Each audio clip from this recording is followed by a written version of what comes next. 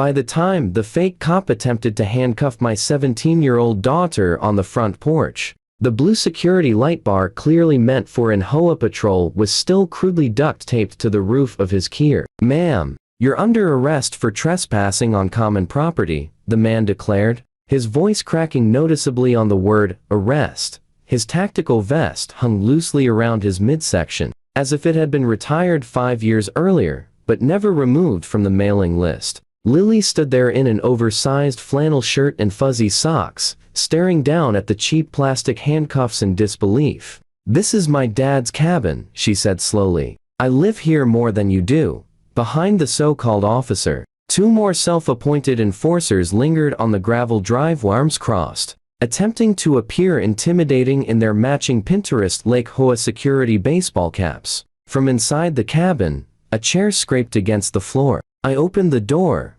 one eyebrow already raised. In my left hand, I held a coffee mug. On my right, a phoniestal on an active call with the speaker engaged. "Yeah, I'm watching it unfold right now," I said into the phone. 3 individuals with fake badges attempting a custodial arrest on my minor daughter. On speaker, a calm voice responded, "Understood. Chief units are 10 minutes out. Maintain visual. Do not engage unless necessary." I stepped fully into the doorway, finally noticing the leader's vest patch, HOA enforcement officer. I took a slow sip of coffee, my eyes turning flat and cold. "Gentlemen," I said, "I'm Daniel Royce. I command the United States Marshals for this district, and you have just made several career-limiting decisions today." 2 months earlier, I had purchased the cabin specifically to escape this exact kind of nonsense. I was 47, widowed, and exhausted in a way that sleep could never fix. After 20 years in the United States Marshals Service tracking fugitives, escorting judges, and occasionally protecting extremely anxious witnesses, I wanted only one thing: quiet. So when I discovered a weathered-a-frame overlooking Pioneerist Lake in a gated community called Timber Shores Retreat, I thought, sure, how bad could a lake house be? I signed the papers. I skimmed exactly 3 pages of the covenants before my eyes glazed over at phrases like harmonious exterior finishes and rustic aesthetic consistent with lodge lifestyle, whatever. I simply wanted a place where my daughter Lily could escape the city, and where no one was trying to kill anyone. The first few weekends were perfect. Fishing off the dock, making pancakes on a cast-iron skillet that weighed more than Lily's entire backpack, teaching her how to build a proper fire without resembling a pyromaniac. The HOA existed like faint background static, a quarterly email about boat stickers, a reminder not to leave kayaks on the shore, some Facebook group drama about loud music. Then I met her, Mara Yates, president of the Timber Shores Retreat Property Owners Association. Radiated the energy of someone who had been denied the role of middle school hall monitor and had spent the rest of her life correcting that cosmic injustice. She introduced herself at the community dumpster because, of course she did. "Mr. Royce," she said, materializing over my shoulder just as I tossed in a trash bag. "I'm Mara. I chair the architectural review, security, and social committees." I nodded. "That sounds busy. We like to keep Timber Shores safe and orderly." Her smile never reached her eyes. "We get a lot of outsiders trying to sneak in: renters, teenagers, jet ski people." "Jet ski people," I repeated. "You'll see," she said cryptically. "Oh, and we expect you at the next HOA meeting. Attendance is mandatory for all new owners. We're discussing enforcement enhancements." It sounded like a threat. I chalked it up to typical HOA weirdness. I should have paid closer attention. It started small. A courtesy notice arrived by email after Lily parked her car at a slight angle in the gravel spot.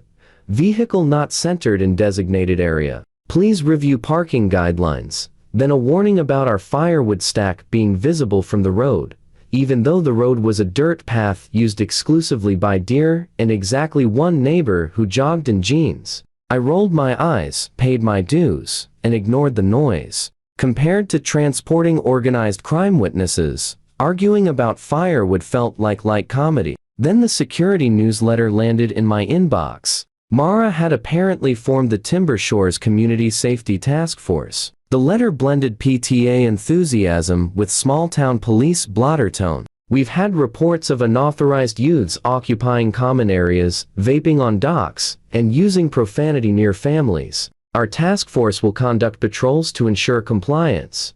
Attached was a photo of 3 middle-aged men in cargo shorts and matching polo shirts, all sporting shiny HOA security badges that had clearly been ordered online. Lily laughed until tears came. "Oh my God, Dad. They made their own cop cosplay." "Relax," I said. "They're just guys with walkie-talkies and cholesterol." But then the task force discovered that Lily existed. One afternoon, while I was on duty downtown, Lily drove up to the cabin with a friend to study for finals in peace. They sat on the dock, feet dangling over the water, textbooks scattered around them. That was when a man with a clipboard and an HOA security patch appeared like a summoned pest. "This dock is common property," he barked. "Residents only."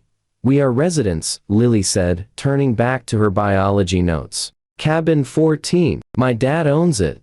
Do you have your Timber Shores ID cards?" She blinked. "Our what?" "Community IDs," he said, puffing up. "Required when using amenities." He scribbled something on his clipboard as if issuing citations on a reality show. 2 days later, I received an email titled "Incident Report, Unidentified Females on Dock." The report accused Lily of refusing to identify and potentially belonging to a renter group. I replied carefully, "That unidentified female is my 17-year-old daughter, listed as an authorized household member in my ownership documents. Do not approach her again without cause." I hit send, annoyed but not alarmed. Mara responded an hour later, "Daniel, security has an obligation to confront suspicious activity. We can't just take anyone's word that they belong. We're rolling out new ID cards soon to prevent further confusion. Please attend the next meeting, where we'll be voting on expanded enforcement authority for our task force. Regards, Mara Yates, President, Timber Shores Retreat POA." Expanded enforcement authority. The phrase itched. I forwarded the email from my government address to my personal archive, a habit born from years of documenting strange encounters. I still assumed it would remain an argument over name tags and parking decals. I did not expect Mara to decide she had the power to arrest my kid. I received the second call while sitting in a briefing room, half listening to a presentation on courthouse security upgrades. My phone buzzed. "Lily," I sent a quick text. "In meeting. You okay?" 3 dots appeared. Then, "HOA security dudes are here. They say I'm trespassing." Before I could reply, my phone lit up again, this time with the Ring camera notification from the cabin. I opened the live feed. The image jittered, then steadied on 3 men standing on my front steps in HOA patrol vests. One of them, the same clipboard warrior from the dock, had his hand on a pair of cheap plastic handcuffs. Another was filming on his phone as if documenting a sting for YouTube. Mara's voice rose from the walkway behind them, shrill and triumphant.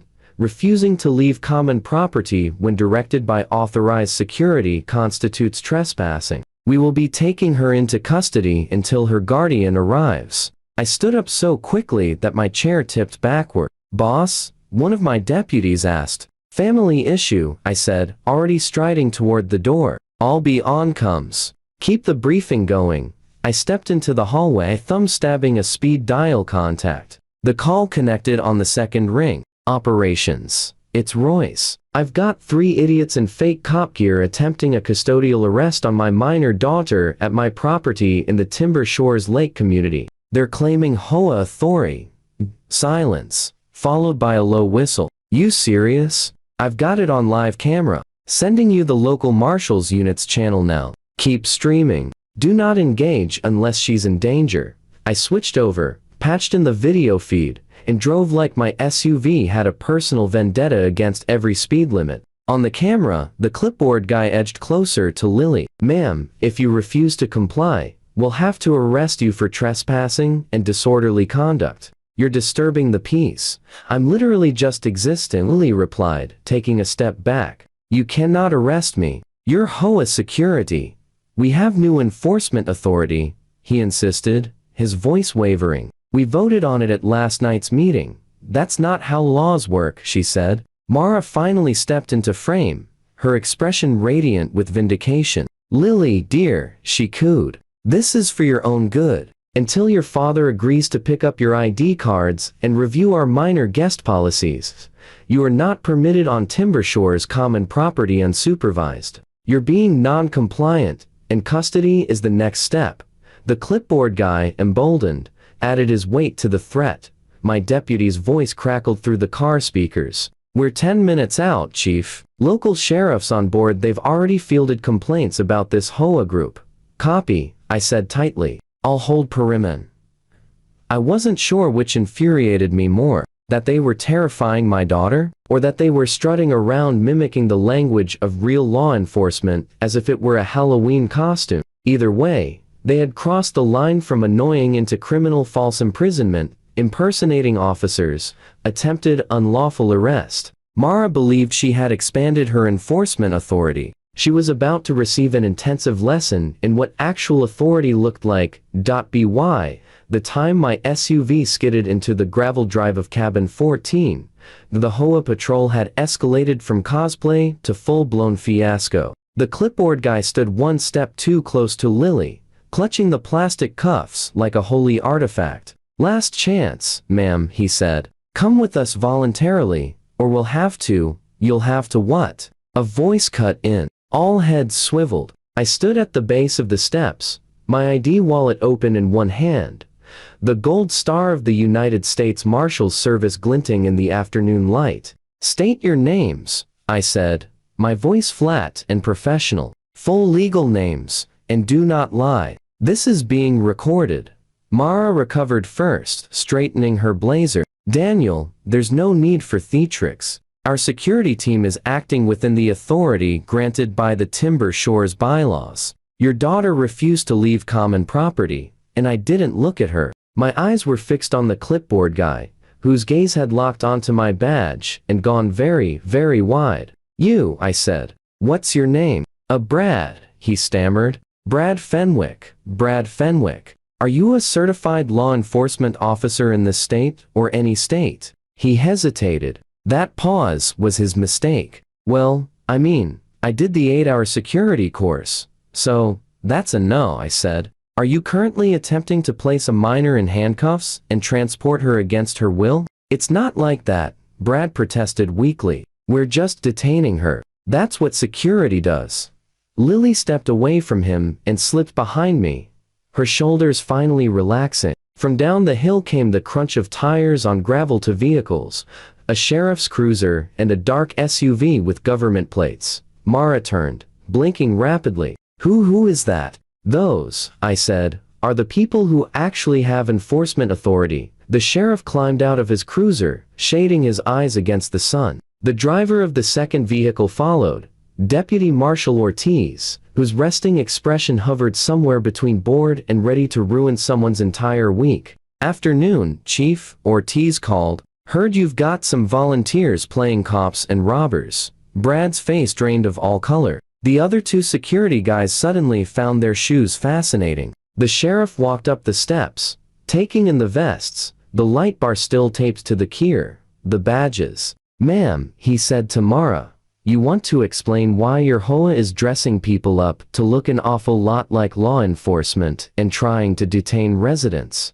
Mara's smile was tight, trembling at the edges. We are simply exercising our right to enforce community standards. Timber Shores is private property. Private doesn't mean lawless, I said. You can write violation letters. You can tow vehicles under contract. What you cannot do is slap on a badge, declare someone under arrest, and try to haul them off because they didn't kiss your ring at a meeting. Ortiz lifted Brad's plastic cuffs, examining them with mild disdain. These toys touch her wrists, he said calmly, and you're leaving here in real ones. Brad swallowed audibly. The sheriff turned to me. You want to press charges? Impersonating an officer, attempted unlawful detention of a minor, harassment at a minimum, I said. This ends with them never wearing anything that says security again, Ortiz added, and we'll be forwarding all this. He gestured to my phone to the DA. For the first time, Mara looked genuinely rattled. "You can't do this," she hissed. "We voted. The community gave us this authority." I met her eyes, every trace of warmth gone. "Mara, you can hold as many votes as you want," I said. "You still don't outrank the Constitution." The HOA board meeting 2 weeks later drew record attendance. It turned out that watching multiple board members get arrested on the president's front lawn was excellent motivation for turnout. They had relocated the meeting from the cramped little office to the Timber Shores Lodge, a massive log building that tried desperately to appear rustic. Despite having been constructed in 2009, I hadn't intended to attend. I preferred to let the systems I trusted, the sheriff's office, the district attorney, internal investigations, handle the fallout in their own time. But then Lily asked, "Can we kind of want to see how this ends?" So I went to the front of the lodge. The remaining board members sat behind folding tables draped with the Timber Shores banner. Mara was not among them. Instead, she sat in the audience a few rows back, her posture rigid as rebar. A nervous man with a receding hairline cleared his throat into the microphone. "Call to order," he said. "I'm David Chen, acting president. We, have several items on the agenda, but clearly everyone is here for item 1, Security Committee actions." A few people chuckled awkwardly. I sat with Lily about halfway back. A couple of neighbors nodded at us, some grateful, some embarrassed, most both. David glanced at the paper in front of him. "As you all know, at our last meeting, the board voted to expand the authority of the Community Safety Task Force. This included uniforms, patrols, and, detainment protocols." He winced visibly. "We believed we were acting within our rights as a private association." "Believed?" someone called from the back. "You had them trying to arrest teenagers." David winced again, harder. "Yes, which was wrong legally and ethically. The sheriff and the district attorney have made that abundantly clear." He swallowed, then pressed on. "Effective immediately, the security committee is dissolved. All badges, vests, and equipment are to be surrendered to the management office by Friday." A ripple of whispers spread at the word surrendered. "As for Miss Yates," he continued without looking at her, "she has been removed from all officer positions pending the outcome of the criminal case and is permanently barred from serving in any enforcement capacity, now or in the future." Head in the room swiveled toward Mara. Her jaw tightened. For once, she had nothing to grip, no clipboard, no authority. A hand shot up near the front, an older woman leaning on a cane. "What about the rest of us?" she demanded. "You let them act like tinfoil hat cops and terrorize our kids. What's to stop this from happening again with someone else in charge?" David looked as though he would rather crawl under the table. "We're implementing independent oversight, legal review of our covenants, annual training, and we've asked Mr. Royce to say a few words about the difference between real law enforcement and HOA enforcement so we don't repeat these mistakes." Dozens of heads turned toward me. Lily elbowed me gently. "You kind of have to," she whispered. I sighed, stood, and walked to the front. I didn't raise my voice. I didn't need to. "I'm not here as your neighbor tonight," I said. "I'm here as someone who spent 20 years in an agency that actually possesses the authority some of you pretended to have." I let that settle. "Law enforcement power doesn't come from vests or light bars," I continued. "It comes from laws, oversight, training, and a whole lot of boring accountability." I looked directly at Mara. "You don't get to invent that because you're upset about who uses the dock," someone snorted. "You want to run a book club? A potluck? A kayak race?" I said. "Great. You can vote on those. But the moment you start talking about taking people into custody, arresting teenagers who live here because you don't like their attitude, you've left the world of HOAs and entered the world of criminal charges." I pointed toward the tall windows where the lake shimmered beyond the pines. "This is supposed to be a retreat, not a low-budget police state." The room erupted into genuine, sustained applause. Mara remained seated, her face frozen, as the board formally voted to dissolve her prized security task force and instead hire an actual off-duty deputy to patrol on holiday weekends. By the end of the night, the HOA patrol vests were piled on a table like trophies from a defeated army. Ortiz, who had come along as a courtesy picked one up and laughed quietly. "Man," he said under his breath to me, "I've seen less ridiculous gear in SWAT Halloween costumes." 3 weeks later, Mara stood in a courtroom wearing a blazer that looked too stiff for her frame, and a face that had gone completely pale. The judge, a no-nonsense woman in her 60s, peered over her reading glasses at the plea agreement on the bench. "Miss Yates," she said, her voice carrying the weight of decades of rulings, "you have pleaded guilty to misdemeanor impersonation of a public servant and attempted unlawful restraint of a minor. Do you understand that these charges carry serious consequences?" Mara's voice emerged thin and strained. "Yes, Your Honor," the judge continued, "you are hereby sentenced to 365 days in county jail, suspended pending successful completion of 2 years probation. You will pay a fine of $10,000, perform 500 hours of community service, and you are permanently prohibited from holding any position in any homeowners association, condominium board, or similar governing body." Mara's knees buckled slightly. She gripped the edge of the defense table. "10,000, she whispered. "Your Honor," the judge raised a hand. "Additionally, you are barred from any employment or volunteer position that involves security, law enforcement simulation, or authority over minors. This is a permanent restriction that will remain on your record." The courtroom fell silent, except for the rapid scratch of the court reporter's keys. Mara turned to glance back at the gallery, and for a single second her eyes met mine, wide, glassy, disbelieving. The woman who had tried to build an empire out of clipboards and plastic badges had finally learned what real authority looked like when it pushed back. She opened her mouth as if to protest, then closed it again, her face crumpling as the bailiff approached to discuss her probation intake.